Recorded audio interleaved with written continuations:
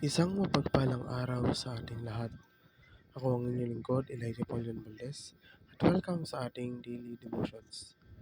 Ang ating verse for today nasa Mateo chapter 25 verse 41. Sinasabi dito na, "Pagkatapos, sasabihin ko naman sa mga tao sa aking kaliwa, lumayo kayo sa akin, kayong mga isinumpa ng Diyos. Doon kayo sa walang katapusang apoy na inihanda para sa diablo at sa kanyang mga kampon.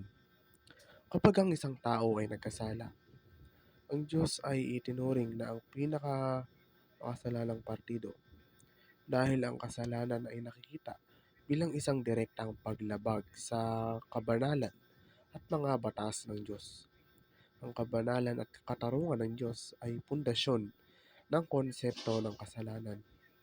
Kapag ang mga tao ay sumuway sa utos ng Diyos, nakikita silang lumalabag sa otoridad at katangian ng Diyos.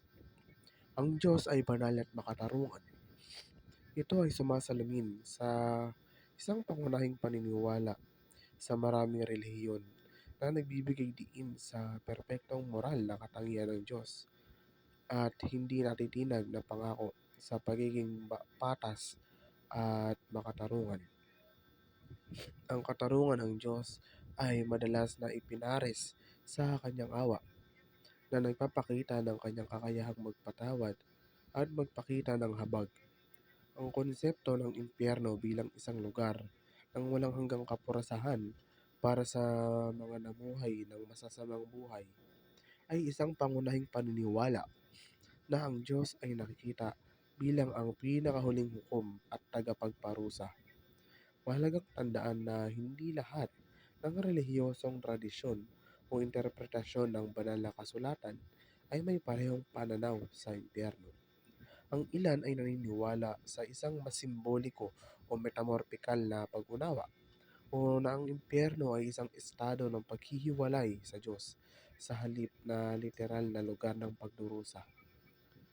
Ang pagkilala sa kabigatan at bigat ng kasalanan kinabibilangan ng pagkilala sa matinding epekto nito sa mga individual, relasyon at banal na kaayusan at pag-unawa na ang kasalanan ay isang paglabag sa batas ng Diyos, hindi lamang isang pagkakamali. Upang isulong ang ebanghelyo ng may pagmamadali at pakikiramay, ay nangangahulugan ng pagbabahagi ng mensahe ng pag-ibig at kaligtasan ni Jesus na may pakiramdam ng kamalian at puso ng empatya, na kinikilala ang halaga ng bawat individual at ang kahalagahan ng kanilang espiritual na kagalingan. Ang pagpapapako ni Kristo sa krus ay isang malalim na testamento sa pag-ibig at katarungan ng Diyos, na nagpapakita na ang Diyos, habang makatarungan, ay nag-aalok din ng awa at kapatawaran sa pamamagitan ng sakripisyo ng kanyang anak na si Jesus. Muli, ako ang inyong lingkod, Elijah Paulian Valdez, at dito na nagtatapos ang aking daily devotions.